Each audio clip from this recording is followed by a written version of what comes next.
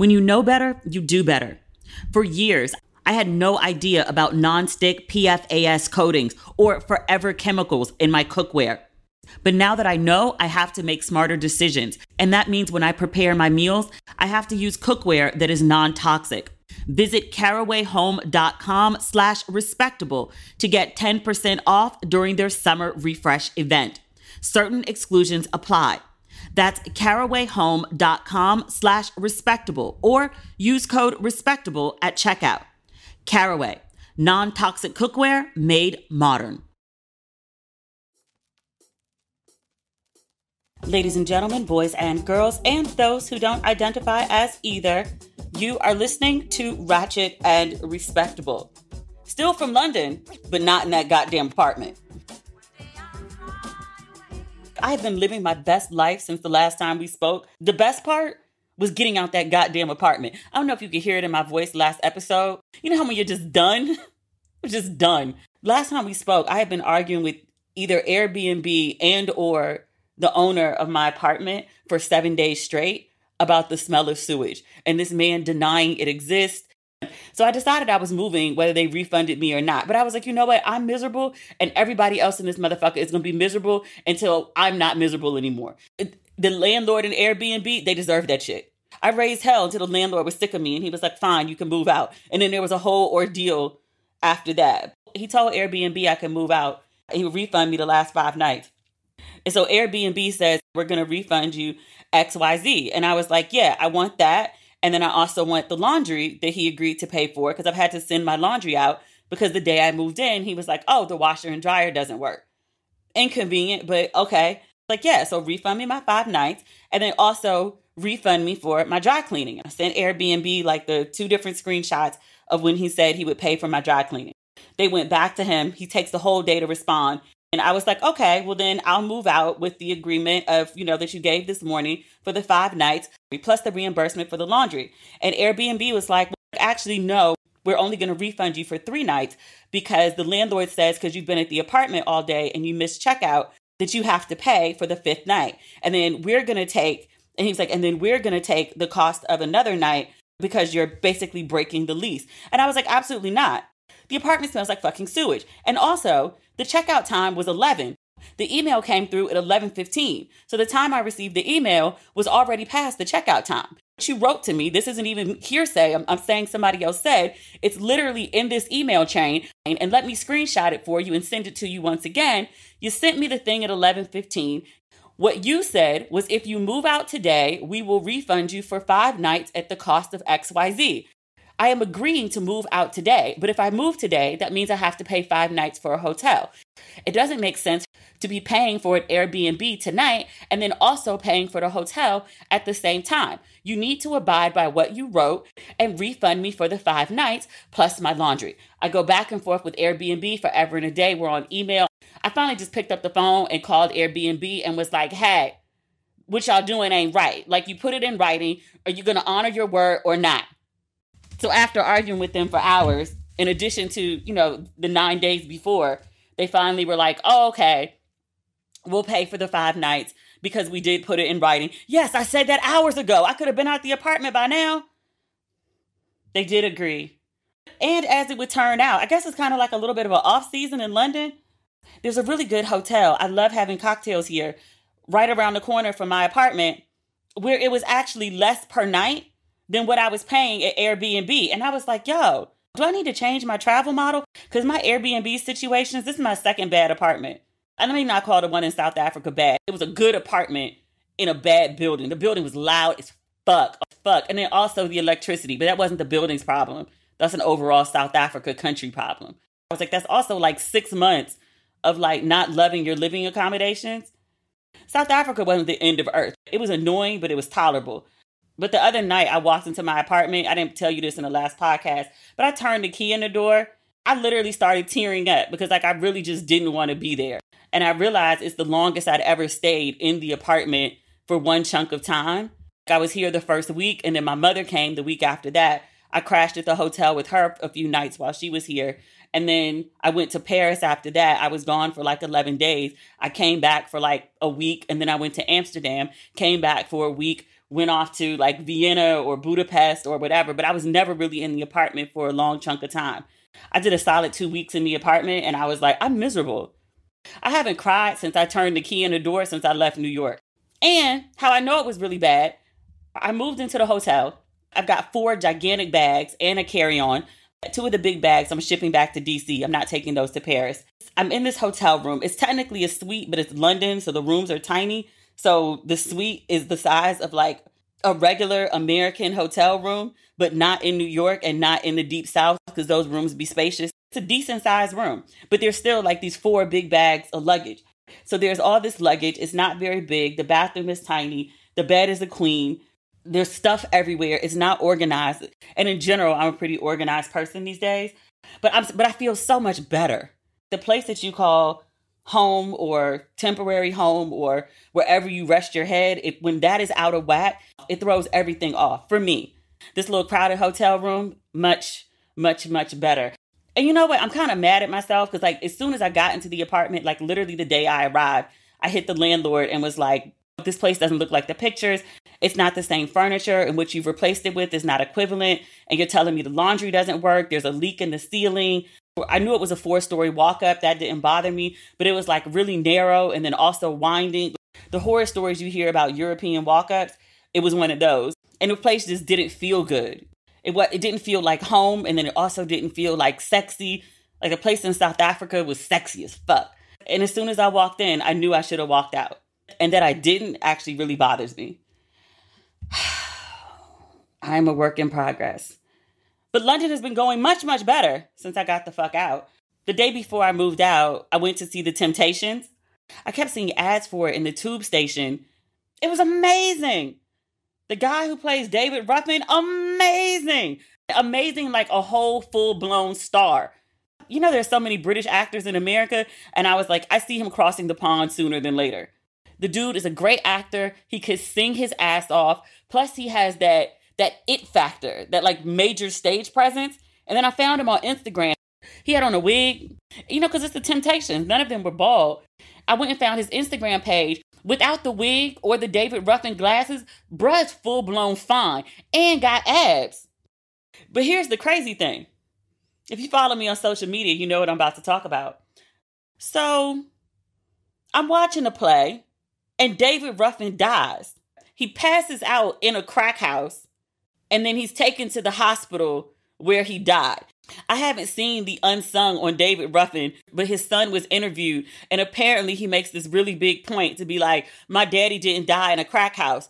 He died at the hospital after they found him at the crack house. And I was like, I mean, it's a technicality, but okay, fair.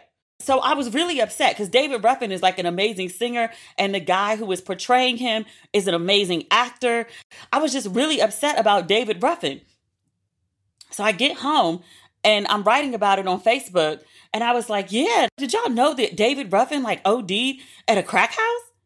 And people were like, yeah, it's in the movie. And I was like, that's not in the movie. He finds Jesus and then they all go to the picnic and dance like old men. And they were like, no. That's the 5 Heartbeats, the Temptations movie. And I was like, what Temptations movie? Y'all, what's today, Friday? I was Tuesday years old when I found out there was a Temptations movie. I'd heard people refer to the Temptations movie before, but you know how like Black people never call anything by its proper name? I always thought everyone was referring to the 5 Heartbeats. I've seen the meme of Leon saying nobody's coming to see you, Otis.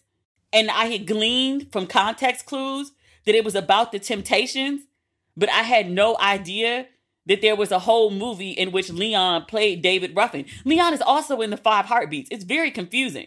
But when I was trying to explain, because people were like, girl, what? Because apparently the Temptations movie is a Black classic on par with the 5 Heartbeats or the Jackson movie. And I was like, yeah, I really thought that when people said the Temptations movie that they meant the 5 Heartbeats. And then people were like, the 5 Heartbeats isn't even about the Temptations. It's about the Dells. And I was like, oh, I got that all fucked up, huh? Now, in fairness, it came out in 1998. And so I was living on campus and I didn't have cable. So I think that's how I missed it. I did go watch the movie. I started it right after people started clowning me because I really was like, what the fuck? You know the lobster meme where the lobster looks lost? That's how I felt. So I started watching it. It's on Amazon Prime and on YouTube. Everybody and their mother was in that film. Like Otis's mama was Aunt Vi. And I was like, look at Aunt Vi from Queen Sugar. The mother of Black Hollywood. What's the guy that has the baritone? I don't know the names of all the Temptations either. I was like, I know my black card's suspended. Are you searching for delicious, ready-to-eat meals you can get delivered, but feel lost about where to start? Take Sakara's all-new science-backed nutrition quiz. Sakara's new Easy Quiz gets rid of the guesswork, recommending the Sakara program and products that are ideal for your needs and your schedule. It's actually fun to take, and in just a few minutes, you'll know which of their plant-rich offerings is perfect for you. Sakara brings expertly designed organic nutrition programs and wellness essentials right to your door. Their science-backed, ready-to-eat meals deliver results you can see and feel. From weight management and ease bloat to boosted energy and clearer skin. And I love how good their meals are. And right now, Sakara is offering our listeners 20% off their first order when they go to sakara.com/ratchet or enter code RATCHET at checkout.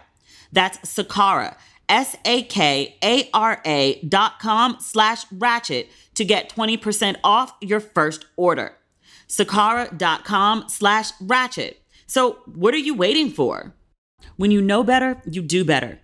For years, I had no idea about non-stick PFAS coatings or forever chemicals in my cookware. But now that I know, I have to make smarter decisions. And that means when I prepare my meals, I have to use cookware that is non-toxic. Caraway makes cookware with the convenience of non-stick without the concerns of toxic forever chemicals. So I get the best of both worlds. I love cooking with Caraway, as much for the cuteness of the cookware to the easy cleanup. That non-stick makes a huge difference. If you're looking to spice up your kitchen and keep your cleaning to a minimum, try Caraway. Caraway's internet-famous kitchenware is a staple for any home and comes in various modern shades to fit any design aesthetic. And their non-toxic kitchenware means food can be prepared with peace of mind that no hard-to-pronounce chemicals will leach into your healthy ingredients. Even better, one thing I love, all sets come equipped with complimentary easy access storage solutions. So if you have a tiny kitchen, it makes it super easy to keep your kitchen tidy. Visit carawayhome.com/respectable to get 10% off during their summer refresh event. Certain exclusions apply. That's carawayhome.com/respectable or use code respectable at checkout. Caraway, non-toxic cookware made modern. This show is sponsored by BetterHelp. There have been so many times in my life that I felt uncertain about where I was going. I think a lot of people have felt that way. Sometimes in life, we're faced with tough choices, and the path forward isn't always clear. Whether you're dealing with decisions around career, relationships, or anything else, therapy helps you stay connected to what you really want while you navigate life, so you can move forward with confidence and excitement. If you are a regular listener of Ratchet and Respectable, you know how I feel about therapy. You know that I think everyone should get some, and don't wait until you're in a crisis. You get therapy to help you avoid a crisis.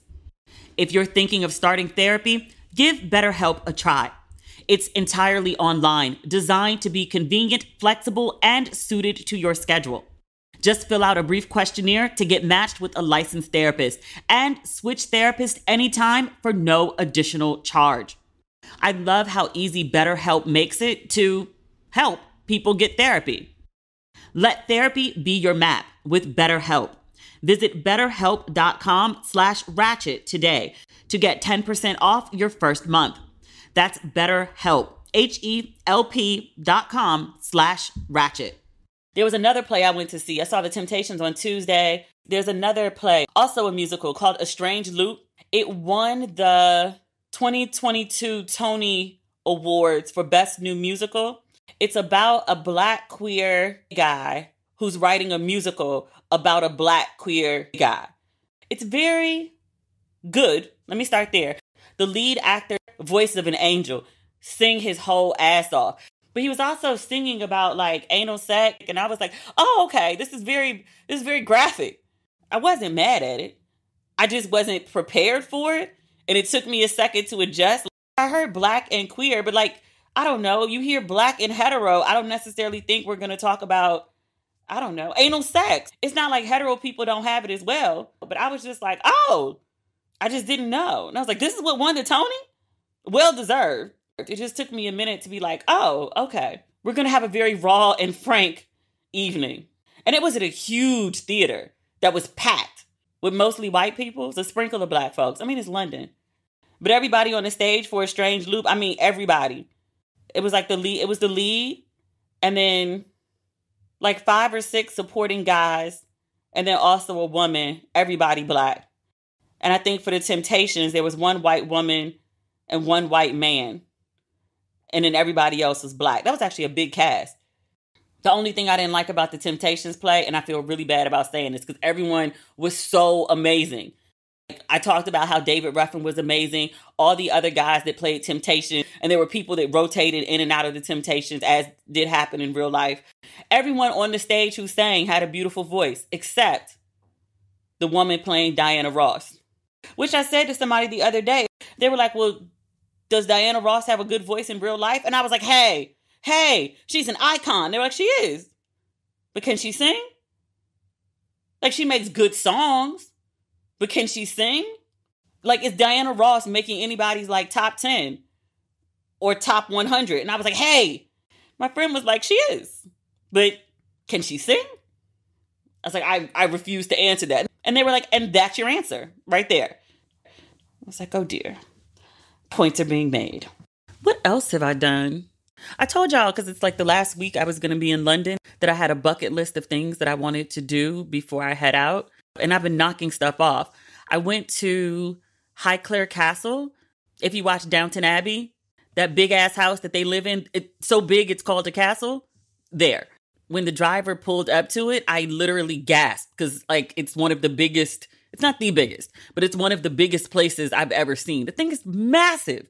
It's actually designed. It's been redone several times, but the current reiteration is actually designed by the same person who designed Big Ben, the Houses of Parliament, and he also designed that. If you look at them side by side, you can see, even if you're not like a huge architect person, like just if you have eyes, you can look at the two structures and see similar influences. They're also literally the same color. I guess whatever structural material that is was popular at the time, because they were built around the same time, I think. But really, really beautiful house. They don't allow pictures inside, which, you know, bummed me out. It's not my favorite time period. It's late 1800s, early 19, but it's not Gilded Age.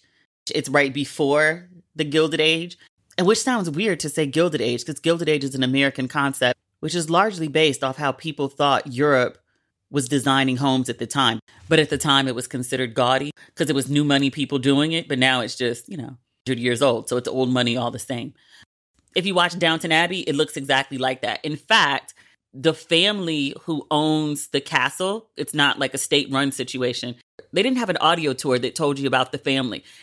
They mostly just talked about the show, and then there were pictures of the family all over the house. Like, you had to buy a book at the end of the tour. And I was like, if you give me an audio guide, I'll check in. But I was like, I didn't love it enough to go buy a book to read about the history of the castle and the family that currently lives there or any of that stuff. Like, I need to have it in the moment. And then if I connect to it, I'll buy a souvenir afterward. But it wasn't that. But the family who owns it primarily lives in the castle part-time. The first 2 floors are where they do a lot of filming and where they have the tourists come in. And then there's a 3rd floor that's more modern. One of the docents told me, and she was like, it's more modern, but it's not like modern where they have TVs. And I was like, so it's modern like 1940? Okay.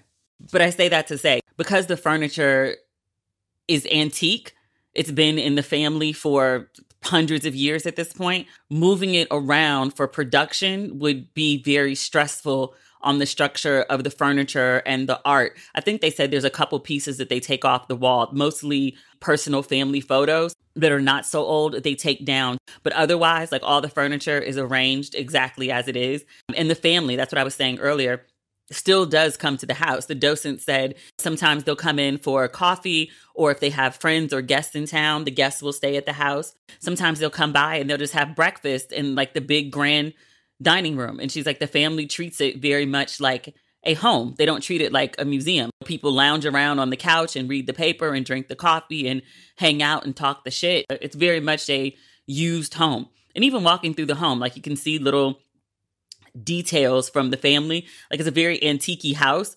Like in the hallway, they'll have tables sometimes that have like family photos, and there'll be crime novels piled up. Somebody in the family really likes John Grisham. I thought it was a very cute detail that made what could just seem like a historical museum. It reminded me that, no, one, people actually live here, as in current, and then people did live here. Like it's not just, a museum. It really kind of, brought it home that like, yo, people are really this fucking rich. Yes, currently, because they still own the house. I love me some Downton Abbey. Mary was hell on wheels. She was one of my favorites. And what else did I do? I went on a Thames River tour to see all the monuments. Most of the major monuments, sans obviously Buckingham Palace, it's not right on the river, but the London Eye, and then the Houses of Parliament, and then London Bridge, and then Millennium Bridge, the Tower of London. That's where the crown jewels are. And then the Shard. It's like London's version of the Empire State Building. It's not nearly as tall. It's a very modern building with a bunch of restaurants and I want to say one, if not two, 5-star hotels. It's supposed to be amazing views of the city. I'm trying to save my Shard visit for my last day in London. Although I may just go to this weekly party with a bunch of Black folks. But the ride up the river was really beautiful. It's been on my bucket list, but it's cold. Even today it was cold. I had on a jacket and I had to pull my hood up because it was freezing. It's 9:40 p.m. It's probably like 50 something degrees outside. It's definitely not 60 something. You know those hot summer nights we have on the East Coast in the South? They don't have that here. That doesn't, at no point. No. I was talking to somebody about missing summer the other day, and I was like, I feel like I really haven't had like a proper summer because, it's not hot. And my friend reminded me, the same one who questioned whether Diana Ross could sing in real life. She was like, aren't you going back to Africa? It's hot there. Ghana gets so hot in February that I leave. I think I'll be there in February this year, though. Well, I'll still be living there, but I'll probably be in the Middle East or North Africa because, they go up to like 120 degrees. But in January and February, it's only like, I think the high is like 75, 72, something like that. What do we have to talk about today? There's good Black news. And that's very subjective. The judge that's presiding over Trump's latest round of charges. This is the headline in Vanity Fair right now. Donald Trump pleads not guilty to trying to overturn the election, despite us all witnessing him trying to overturn the election. Vanity Fair notes that this is the third time that Trump has pleaded not guilty since April. The other two cases against him, one is about hush money payments to a porn star. And then there's also the willful retention of classified documents. Remember he was keeping all the high-level classified documents that he stole from the White House? He was keeping them in his bathroom. He also lost a civil suit this year as well for assaulting a woman in a high-end department store changing room. Somebody is having a very bad year. Anybody else who had this many charges against them, I don't even know if you can hold a job at McDonald's. Somehow this man is still running for president. He's also a viable candidate. The privilege of wealthy whiteness is astounding. The most recent charges, still reading on Vanity Fair, he pled not guilty in response to the Justice Department indicting him for attempting to overturn the 2020 election. That's the first charge. There's also an accusation of conspiracy to defraud the United States, conspiracy to obstruct an official proceeding, obstruction of an attempt to obstruct an official proceeding. So there's a conspiracy to obstruct, and there's also the obstruction, and there's also a charge for the attempt to obstruct, and then conspiracy against rights. Vanity Fair notes that although there are multiple charges, the sentence for obstructing an official proceeding carries a penalty of up to 20 years behind bars. Now, this is where we get to the good Black news. There was a judge that was assigned to this most recent case. Her name is Tanya Chutkan. Vanity Fair notes she's handed down some of the toughest sentences of all of her colleagues, that's the other judges, when it comes to January 6th defendants. At a sentencing last year, she declared, quote, "It is not patriotism, it is not standing up for America to stand up for one man who knows full well that he lost instead of the Constitution he was trying to subvert." In 2021, she ruled that the January 6th committee could access documents from Trump's time in the White House, a decision that was affirmed by an appeals court. And her reasoning was, presidents are not kings. And plaintiff, that was Trump at the time, is not president. Oh dear. What do we know about the black judge? She's 61 years old. She's been a trial judge for nearly a decade. She was born in Kingston, Jamaica. She came to the U.S. to attend college at George Washington University. She obtained her law degree at University of Pennsylvania. She served more than a decade serving as a court-appointed lawyer. And then she also worked for a time at a white shoe law firm. That's before she joined the federal bench in 2014. She's married to a man who's also a judge. They have 2 sons. She's an Obama appointee. Did I say that? The New York Times notes that she's, quote, arguably liberal-leaning. In 2017, she ruled that an American citizen being held in military detention in Iraq as a suspected member of ISIS had a right to a lawyer over the Trump administration's objections. She also blocked the administration, Trump's people, from preventing undocumented pregnant teenagers from having access to abortion-related services. In 2019, she issued an injunction halting the Trump administration's plan to resume the death penalty, blocking the executions of 4 federal convicts. New York Times further notes that of all her cases, her involvement in cases related to January 6th are likely to attract the most attention, as she takes up, New York Times calls this Trump case the most significant criminal trials in American history. Is CNN and MSNBC, are they going to live stream this like they did OJ? Because this is some riveting TV. Or Clinton's deposition. Me and my roommate in college, we had it on VHS. We used to watch that deposition over and over and over. I used to be able to quote it. That is some comedy right there. If you've never watched a Clinton deposition or you've never watched it as an adult, go back and watch that shit. That shit is funny. Clinton is hilarious without even trying. The New York Times notes that the black judge, she described January 6th as, quote, an attempt of a violent mob to prevent the orderly and peaceful transfer of power from one administration to the next. And she said the efforts of the January 6th rioters, quote, soiled and defaced the halls of the Capitol. Just for clarity, when she says they were soiled and defaced, everybody in D.C. talks about how, like, the rioters, like, literally took shits in the Capitals and smeared the feces on the wall. I don't know if it was the Capitol per se. Definitely in the buildings where the congressman works. One of them is Rayburn, because I used to work there. There are tunnels under the Capitol that connect maybe like 4 separate buildings so the Congress members can go in and out without having to go out into the elements. There's also a little train that goes underneath. But the rioters who got into the Capitol went down there and went into the other buildings and like literally took shits and smeared it on the walls. Like if you Google January 6th and feces, it'll come up. It was Insider Washington talk for a while. Enough people talked about it where it made it to the press. But absolutely. Soiled and defaced the halls of the Capitol. Yeah. I'm very excited about the black judge. What's going on with, what's the case with Trump and Letitia? I'm calling her name like I know her. Letitia James. She's a New York State Attorney General. She had a case against Trump. What's going on with that case?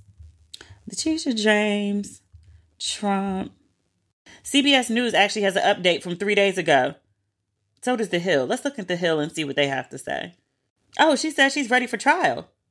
This is the case where they're accusing President Trump, 2 of his children, and the Trump organization and say they engaged in widespread fraud.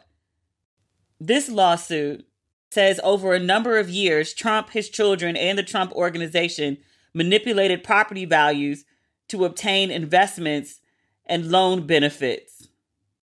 The lawsuit seeks $250 million American USD dollars in dineros and financial penalties and asked the court to ban the Trumps from serving as officers or directors in any corporation registered or licensed in New York, effectively preventing them from operating their business in the state. The lawsuit also asked the court to prohibit the former president and his business from acquiring New York real estate and from applying for loans from a New York institution for 5 years. The Trumps have all repeatedly denied claims of wrongdoing, and they accused James of operating a politically motivated crusade against him. Trump's team has repeatedly, unsuccessfully, tried to dismiss the case. There's no jail time for this. I respect Letitia for going after what she had.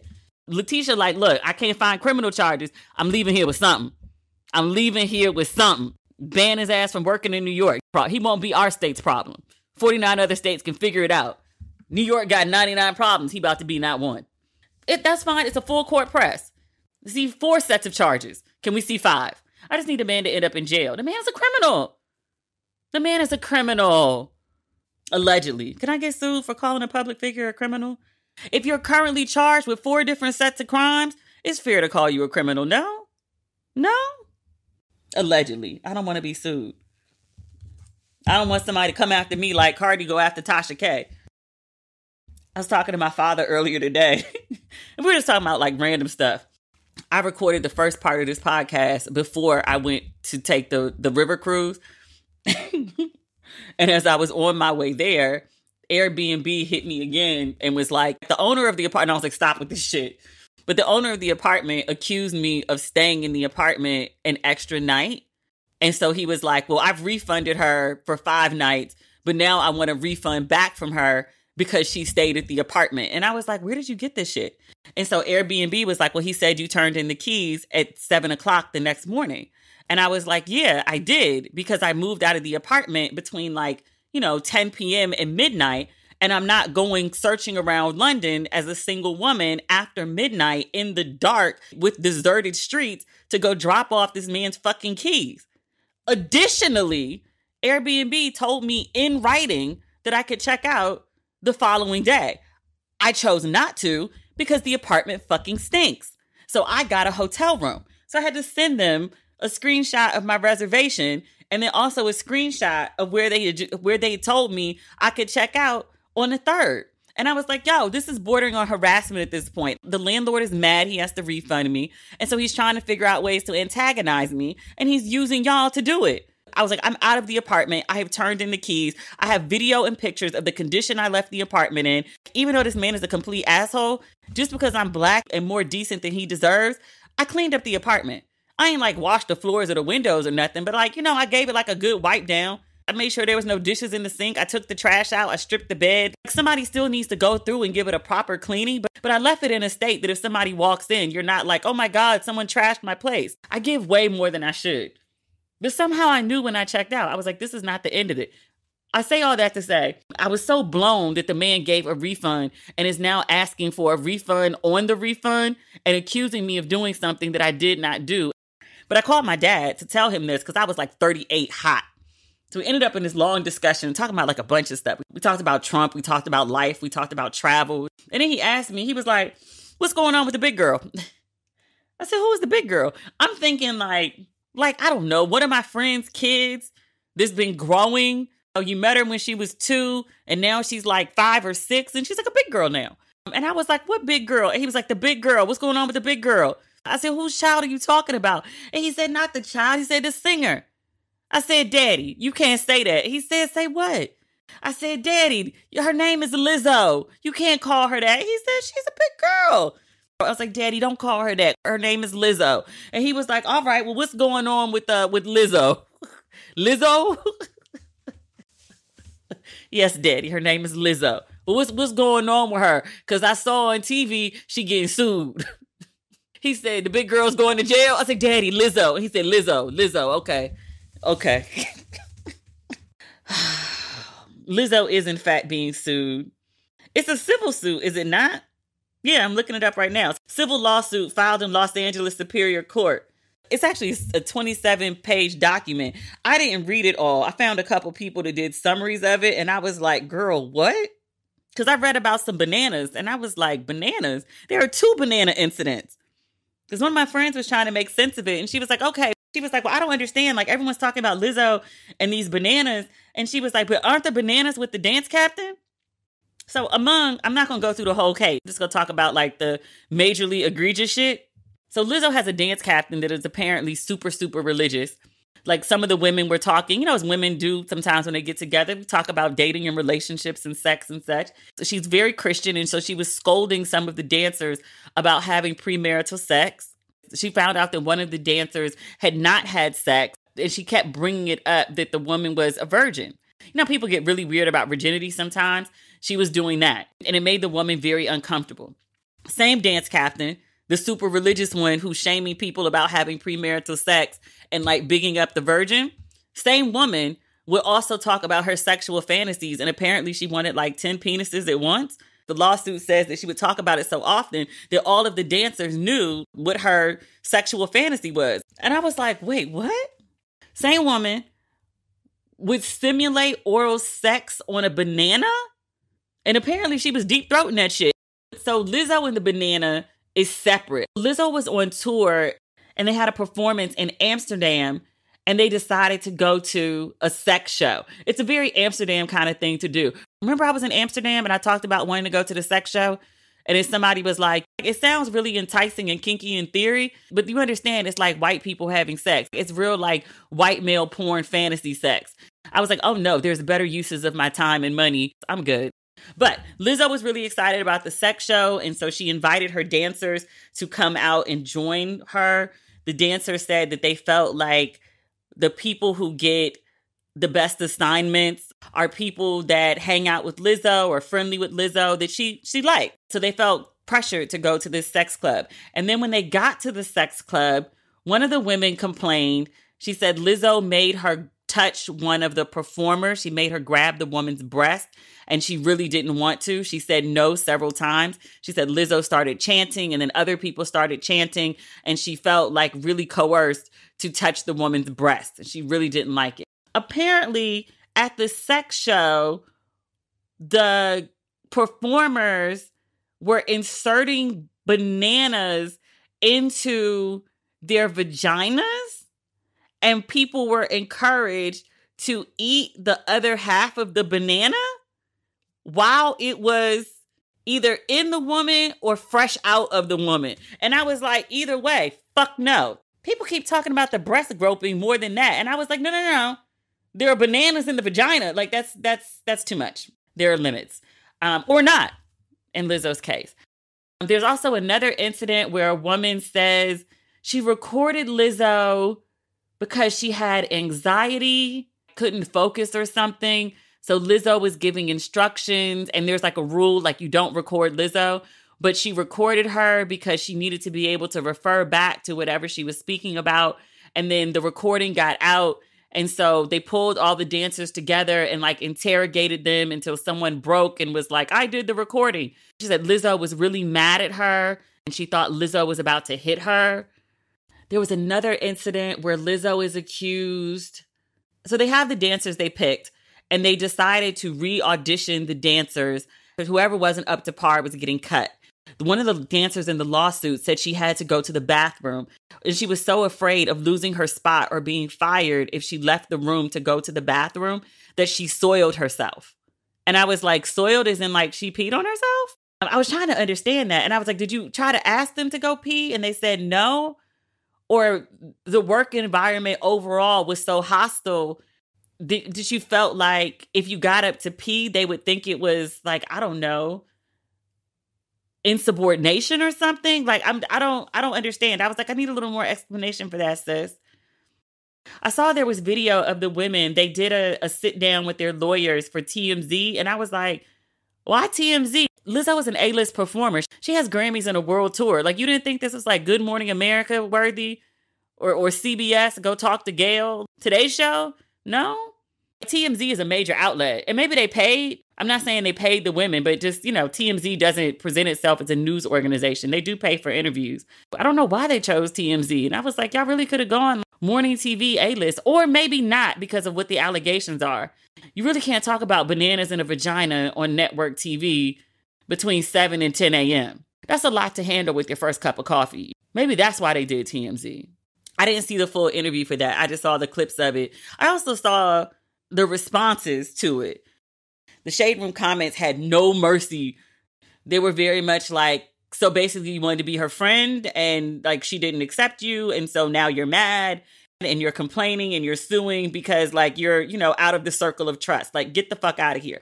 And I was trying to figure out like why people were having that kind of reaction. And I think it's because I don't think people take jobs in entertainment very seriously. How dare you complain? Suck it up and deal. Like, you work in entertainment. Everybody knows that it's debauchery. Like, you knew that when you signed up, and now you're experiencing debauchery and you're acting like you're not supposed to. Why do we just accept that the entertainment industry is, full of shenanigans and bullshit, which it is. But like, why do we just accept that? It's like, well, it is now. So like, nobody should ever do anything to change it. And that just is what it is. And everyone should suck it up or not do it. I think sometimes people forget that the entertainment business is very much a business. And there's tons of money being made. There are corporations and there are LLCs. Like, it's a legit business being run. If we were talking about, say, people who worked at a law firm or people who worked at an accounting firm or nurses who worked at a hospital or teachers, right? If we were talking about people in any of these industries that invited their subordinates to go to a sex party and then encouraged them to either eat bananas that were currently in someone's vagina or had just been taken out, or encourage someone to feel someone else's breast when they really didn't want to do that.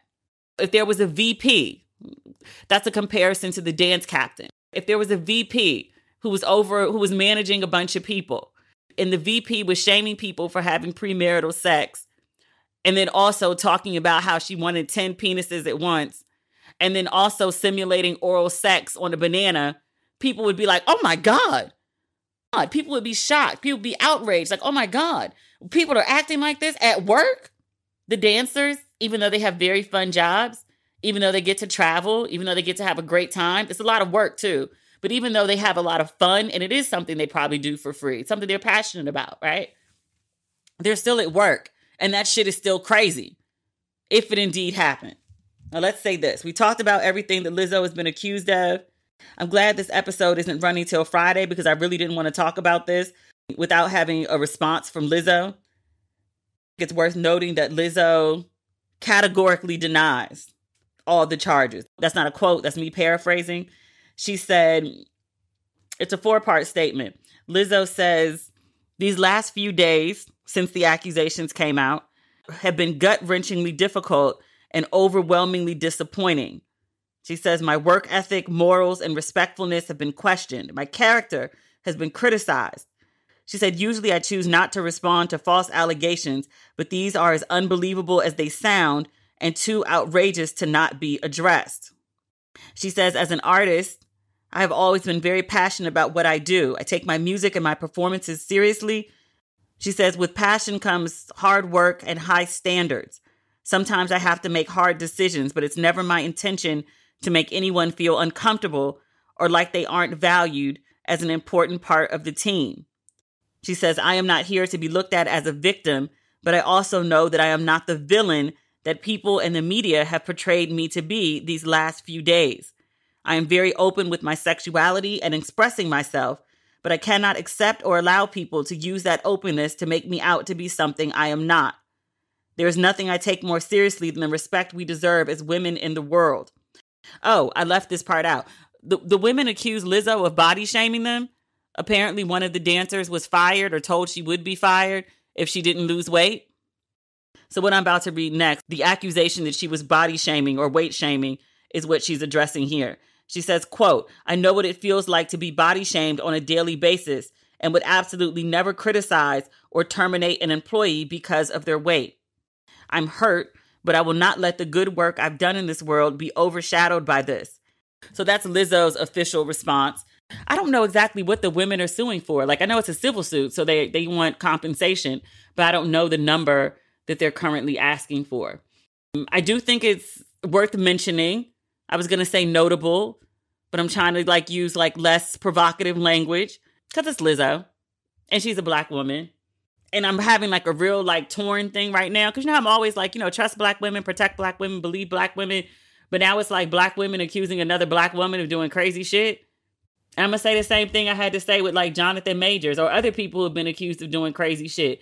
Like 1 or 2 people accusing you of doing some crazy shit could be, couldn't be. 1, especially if it's 1. 2, maybe it could be somebody on the bandwagon. 3, 4, 5. There's 3 women attached to this lawsuit against Lizzo. 2 other women who worked for Lizzo have spoken out and was like, yeah, that was my experience as well. Let me find it. Oh, no, I'm sorry. I said 2. It's actually 3. The singer's ex-creative director, a dancer, and a filmmaker have all backed up the dancers. One of the dancers who was not part of the lawsuit, she read the allegations and she said, yeah, quote, this was very much my experience in my time there. Big shout out to the dancers who had the courage to bring this to life. Lizzo's former creative director, she says, quote, I haven't been a part of that world for around 3 years for a reason. I very much applaud the dancers' courage to bring this to light, and I grieve parts of my own experience. I'd appreciate space to understand my feelings.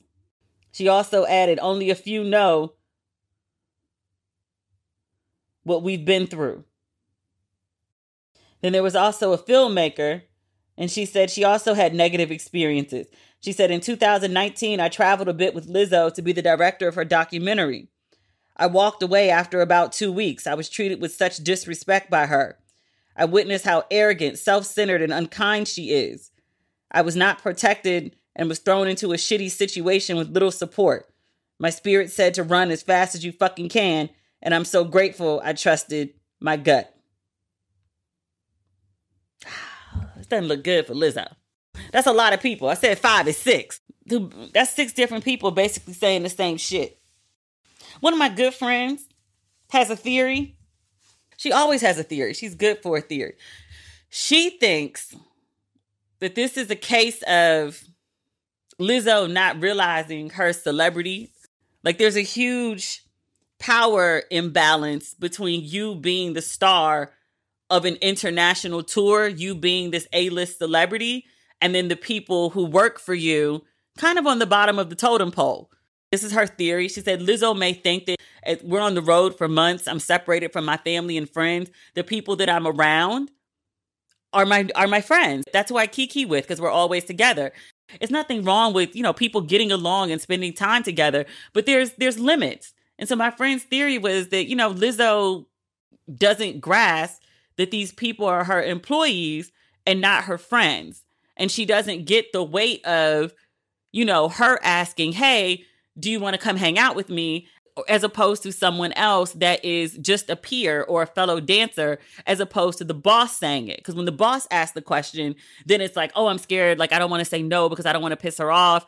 I want to make sure I keep a good assignment or something like that. So I feel like I have to go because she asked. As opposed to like one of your friends just asking and you'd be like, no, I don't feel like it. Like, that's not really my thing. Like, you go and have a good time now. My friend's theory was that Lizzo blurred the lines between friendship and employee or independent contractor, as it may be. And I was like, yeah, I can see that. That tracks for me. And yet, and still, it could be a mistake that she made. It could be a situation that she didn't fully realize her power in. And yet, and still, if what the women are alleging is in fact true, it's pretty awful. That's real hostile work environment. It's very sexual harassment. I understand why the women are suing. Like, they're just there to dance. They're not there to listen to people shame them about their sex lives or talk about the non-sex that they're having or people talking about orgies or, you know, bananas, whether you're sucking on them or eating them fresh out of a hoo-ha. It's very inappropriate. We'll be following this case, see what else is going on. There's one more thing we have to mention. I keep this man's name out my mouth unless he is currently on trial. Every time Jonathan Majors goes somewhere or does anything, you know, he has these little outfits he likes to wear. My friend calls them runaway slave clothes. And I was like, I'm not going to hell with you. I really try not to talk about him unless there's actually something worth reporting. He and Megan showed up to court yesterday. He had on a suit that fit. It looked like he had seen a tailor. A nice suit at that. And then Megan showed up in all white. She's still holding his hand. I mean, clearly she doesn't give a fuck. She soft launched a whole relationship at court where he is charged with assaulting the woman he was dating before you or while he was with you. I don't know.